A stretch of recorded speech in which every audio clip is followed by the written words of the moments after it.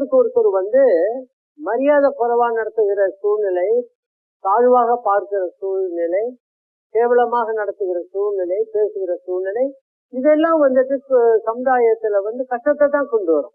குடும்பத்துல கஷ்டத்தை தான் கொண்டு வரும். வேற என்னத்தை கொண்டு வரும்? அந்த கஷ்டம் வேணாம்னு தான் நினைக்கிறோம். எனக்கு கஷ்டம் வேணாம்னு தான் நினைக்கிறோம். என் குடும்பத்துல கஷ்டம் வேணாம்னு நினைக்கிறோம். நம்ம சமுதாயத்துல கஷ்டம் வரக்கூடாதுன்னு நினைக்கிறோம்.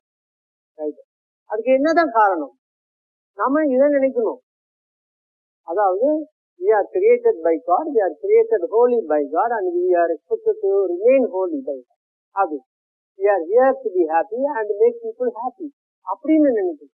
அப்படி இப்ப நம்ம நினைச்சோம்னா மரியாதையா பழகுகின்ற சூழ்நிலை வருகின்ற போது அப்போ நம்ம யாரையுமே விரோதமா நினைக்க மாட்டோம், வெறுப்பா நினைக்க மாட்டோம். அவங்க எல்லாம் தாழ்ந்தவரு, நான் உயர்ந்தின்னு நினைக்க மாட்டோம். அவங்க எல்லாம் கெட்டவங்க, நான் நல்லவன் அப்படின்னு நினைக்க மாட்டோம். இப்படியா